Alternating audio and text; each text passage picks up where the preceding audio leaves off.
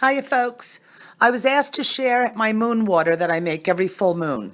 So right now, today is Saturday, January 23rd. We have a full moon right now, but that's okay. There'll be another one in 28 days. So every full moon, I take a big jug of pure water, filtered water, drinking water, and I put it in. I have like a 5-pound glass honey jar that I use. I recycle, I use it over. So I fill up that with filtered water. Over the top of it, I put a piece of saran wrap, and then I tie a nice ribbon or string around it, or sometimes a sterling chain around it, just whatever symbolic I'm looking to manifest. Then I run energy over it. I say a prayer, because water is energy, and it's flowing. So I don't know if you've heard of Dr. Emoto, but you can learn about the energy flow, which is water is the most stunning thing. It's the most resistant and non-resistant. It's everything. Okay. And we're 70% water. So I'll run energy on it. Then I burn some sage. I'll light up some sage and I'll burn it around my water.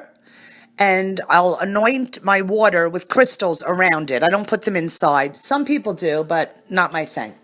So I'll put crystals on the outside of my water and on top also on the saran wrap.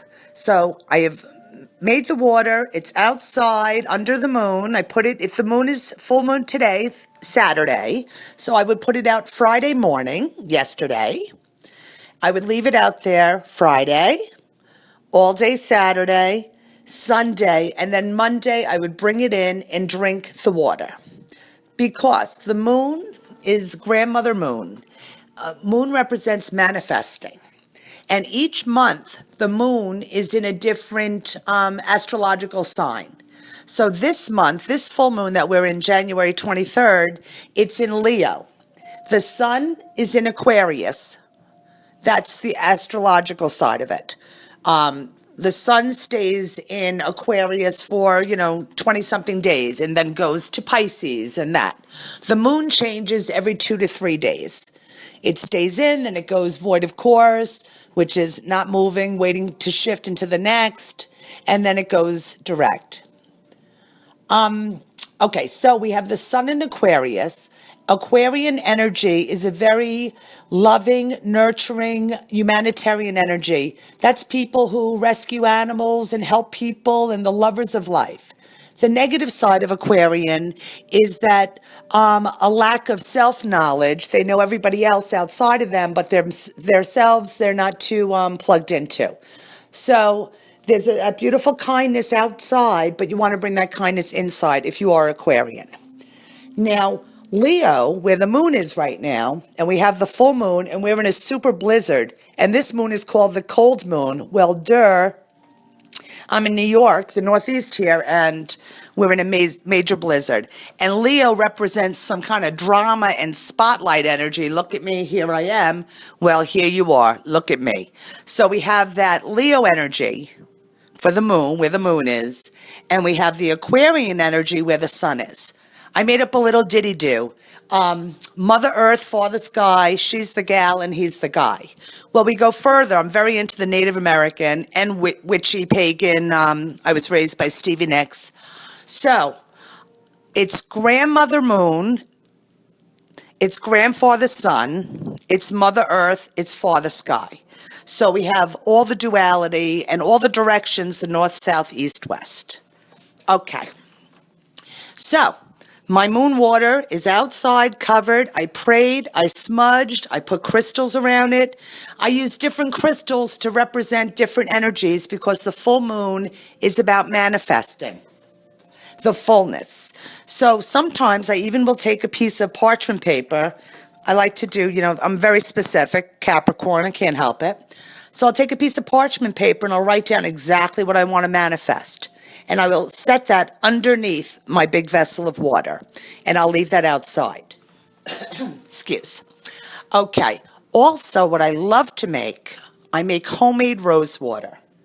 Rose, there's rose essence, crystals, incense, the color, everything rose. Rose is the highest vibration of love on this planet. Nothing is higher.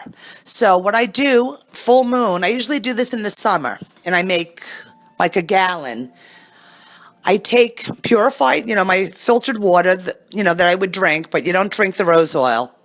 I take clear, filtered water. Say if I took like a gallon, and I will get a vial of rose oil, and I'll pour that whole vial in that gallon of water, and I put that, again, covered in saran wrap, outside with a big rose quartz heart next to it for the intention of pure love, which is what I want to be and what I want everyone to be and what I want to share and what I want to receive. This is what it's about.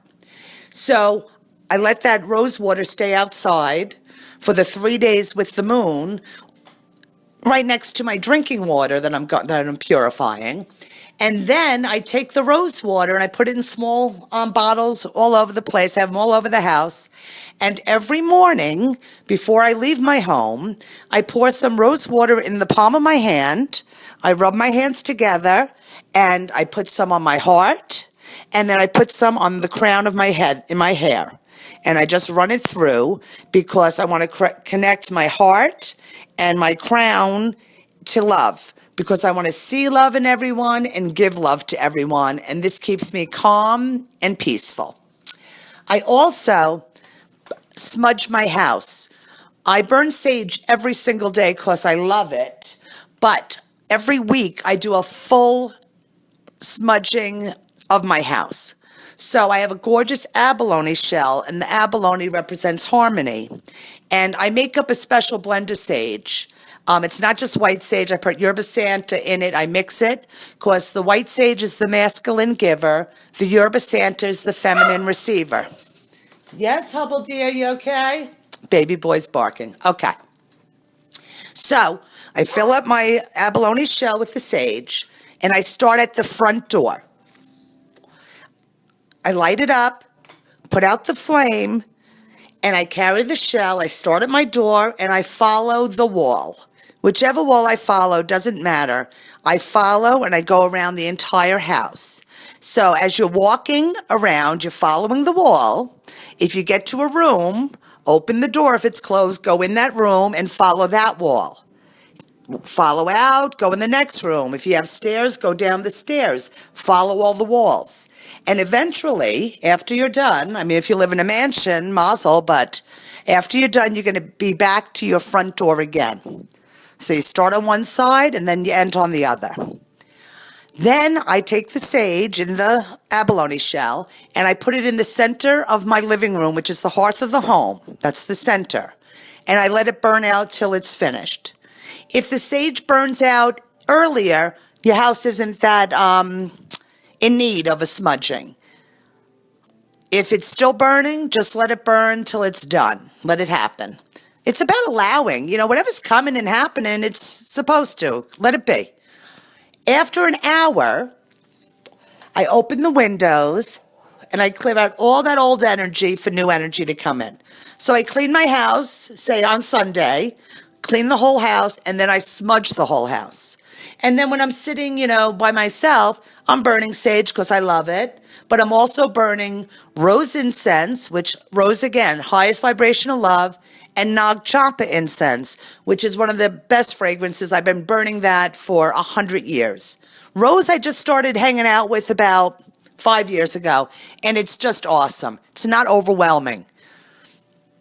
I also burn beeswax candles only, solely and only. Beeswax, I'm a nature child. Beeswax, it's everything. It's from God. It's the liquid gold of the honey from the bees, and the bees in nature. So it's got such a subtle fragrance to it. And when you're burning that, it's subtle, but it's also puts out negative ions. I'm not a science teacher. I'm just playing one right now. Negative ions raise the vibration and bring positive energy. It's also very good. It illuminates. Well, that's what a candle flame does. It eliminates, thank you very much, dust, pollen, negativity. It's just awesome. I burn beeswax all the time. I also have in my home 3 Himalayan salt lamps. They're gorgeous. They look like a big hunk of rose quartz.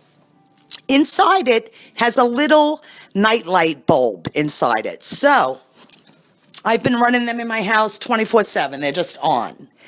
And what the night lights, the light bulb inside it warms up the salt and it puts that out into the air, which also puts out negative ions and raises vibration. Clears the air, keeps it clean, purifies, takes out negativity. So to even like double do, I have my little beeswax candles burning in a Himalayan salt, this big rocking hunk of, it's a tea light holder. So I'm doing with the beeswax and the Himalayan salt, God, you could not even touch the floor in my house. You could just float. So that is how I keep calm and wonderful. I also am listening to, I put on spiritual music. I'm not one for word because, hi, I'm talking. I love just sounds of nature and whatever. So I'll put that on and spend time alone and get all kumbaya with myself. Because you really want to connect to source, and then you're free, and then you could receive information and magic and guidance. So the full moon, that manifesting moon every month, represents the goddess and illumination and light and manifesting. So every full moon, you want to start doing a ritual of creating your power where you're manifesting, and you're letting the moon, the millions and millions-year-old moon, fulfill and anoint your water.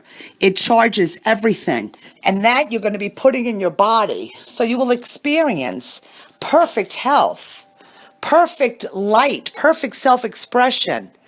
Everything that you are doing is symbolic of what you're receiving. So if I'm wearing love oil all day, and I put it on my heart and through my head, then I'm consciously aware that this is what I am.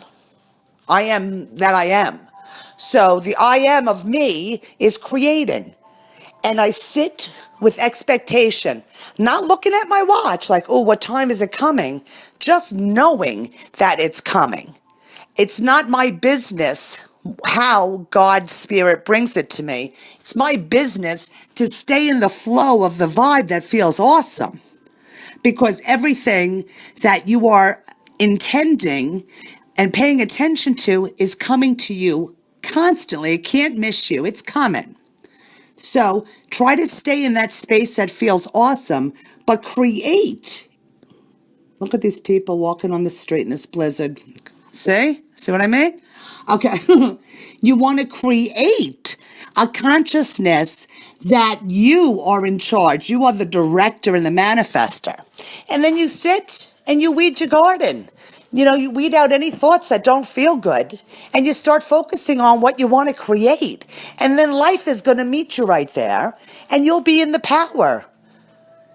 Life wants you to be fulfilled, and then you could fulfill others. What I do, like I do sessions, and I'm doing this now. I'm doing this to share, because if this could help you, how wonderful. And no, it's not saying I don't value myself because I'm not compensated for it. The coolest part of it is God is my supply. The universe takes care of me. So if I was given this gift from God, and we all have this gift, but I chose to do it as a livelihood because it's my passion. So if God gave me this gift and the ability to read, counsel, speak, whatever, then I'm truly supported by life. So everybody else is not responsible to take care of me. Life is taking care of me. Who runs this mother? I do. So if you need any help with anything, if you want to do a phone session, if you want to order a sage kit for me, certainly not a problem. You could go to ominthehome.com, email, text me. I'm very groovy like that. Doesn't matter. If you don't know where to get sage, I'm available. If you know where to get it, get it. Support your local people. Okay, so weed the garden, plant seeds, and sing songs. I'll talk to you all soon. Have a blessed day. Bye now.